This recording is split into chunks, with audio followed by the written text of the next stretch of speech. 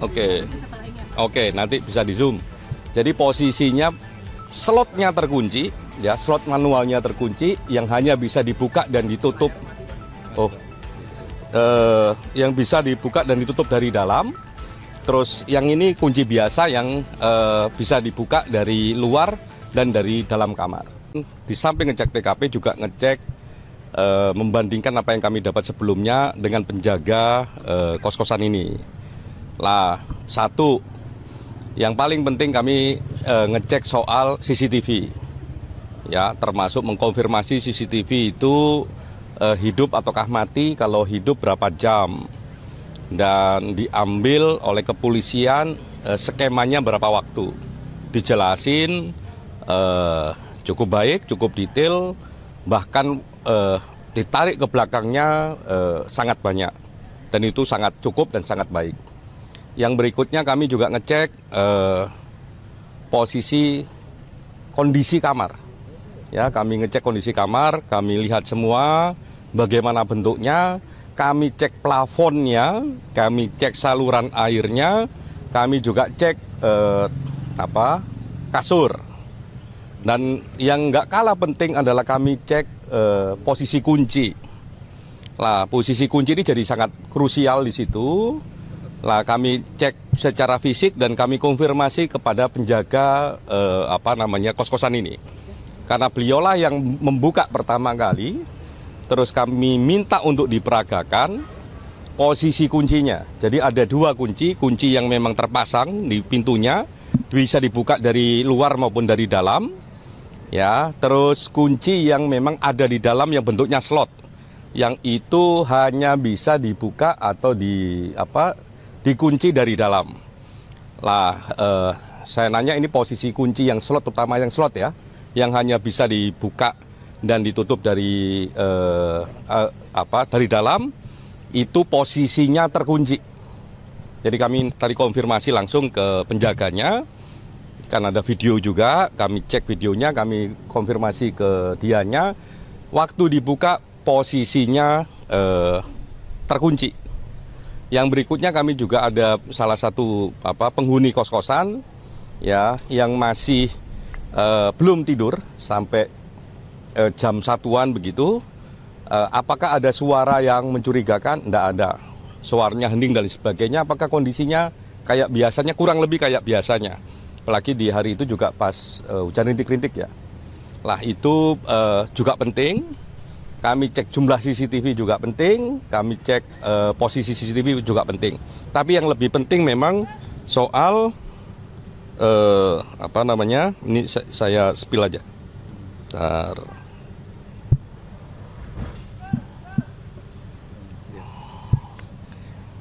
Lah, ini kunci. Jadi posisi pertama kali sebelum pintu dibuka kayak begini.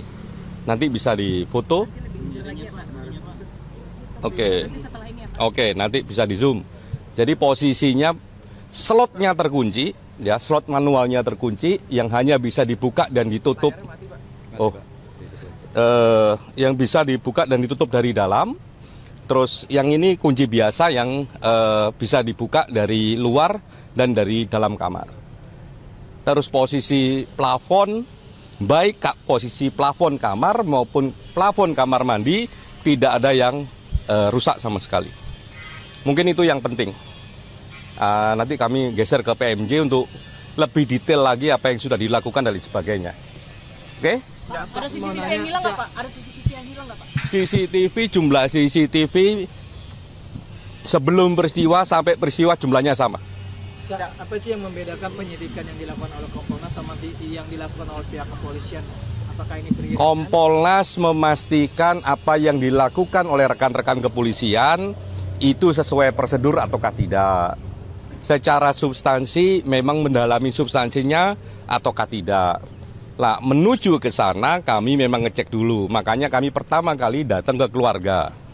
Kemarin kami datang ke keluarga, ketemu langsung dengan keluarga, ketemu langsung dengan istri, banyak hal yang kami dapatkan. Tahap berikutnya kami datang ke TKP untuk juga ngecek sebenarnya TKP-nya bagaimana. Dengan dua modalitas itulah nanti kami ketemu sama PMJ, Polda Metro Jaya untuk mendalami apa yang sudah dilakukan, apa yang sudah didapatkan, dan prosedurnya baik ataukah tidak. Karena ini kan Kompolnas. Jadi itu. Jadi kami ingin melapis gitu ya. Kan kalau kayak begini kan kami bisa nanya nanti kalau dijelaskan sama Polda Metro Jaya. Ini CCTV diambil dari titik yang mana?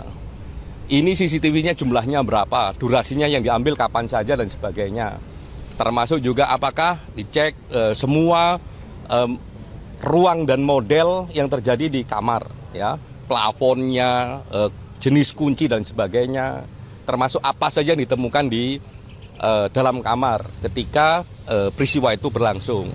Kami juga cek, termasuk kalau teman-teman lihat di CCTV yang sudah beredar, bahwa kresek, tapi tadi kami juga mengkonfirmasi ke Pak Penjaga, betul itu bahwa kresek dan sebagainya. Kami sebenarnya tahu sedikit banyak apa isi kreseknya, tapi nanti kami dalami di Polda Metro. Dari keluarga itu informasi barunya apa, Cak? Berkomunikasi sama Kemlu tentang track record dari ADP ini. Kami fokus dulu pada fakta yang terjadi pada struktur peristiwa yang paling dekat. Struktur peristiwa yang paling dekat adalah di sini dan keluarganya, belum kemana-mana. Dugaan paling kuat nanti kita tunggu hasil pendekatan ilmiah dari teman-teman kepolisian, karena itu yang paling objektif. Jadi nanti kita cek apakah visumnya selesai ataukah tidak, otopsinya selesai ataukah tidak, kalau belum selesai kapan, terus otopsinya ini jenisnya apa, atau otopsi biasa, ataukah ada otopsi yang memang spesifik untuk menentukan sesuatu di dalam pertubuhan korban. Alasan pemeriksaan dipanjang jadi 7 hari ke depan lagi apa, Pak? Gimana? Alasan pemeriksaan dimaju jadi 7 hari ke depan lagi. Kan janjinya seminggu terus diperpanjang lagi. Saya kira problem utama adalah karena ini pendekatan saintifik ya, bisa jadi memang hasil otopsinya belum kelar.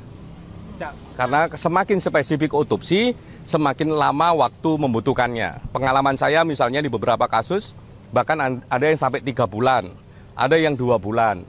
Ya, untuk menentukan apa yang terjadi, terutama di titik mana kematian itu terjadi, apakah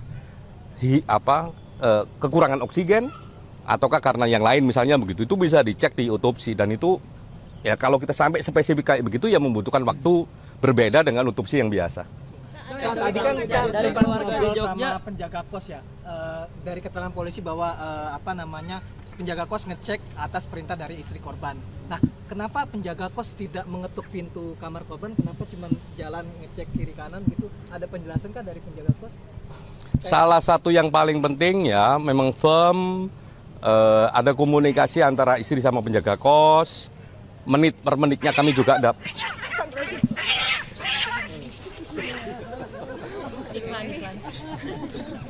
Kucingnya mau ikut preskon. mau ikut doorstop tadi di dalam soalnya ada dia. Enggak.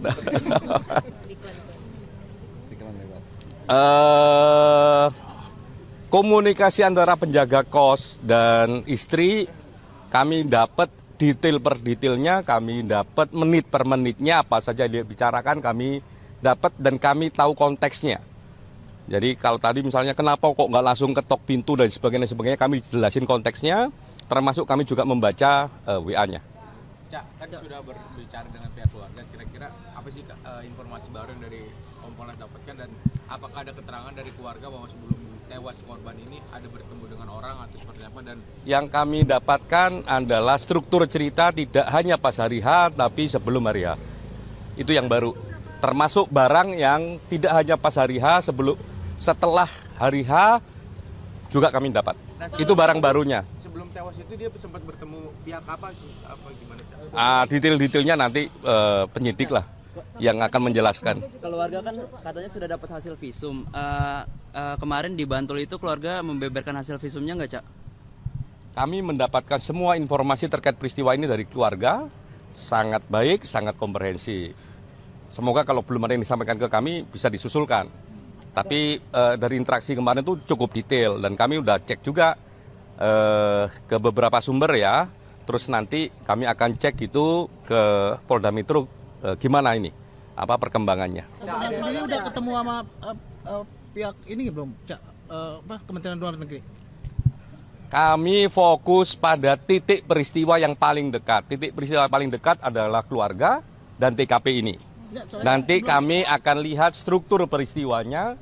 Kalau struktur peristiwanya memang mengharuskan kami ketemu sama Departemen Luar Negeri, ya kami akan cek ke sana. Tapi kan pokoknya adalah keluarga, TKP, dan PM Jaya Pelaga ini kan Kompolnas, bukan Komnas HAM.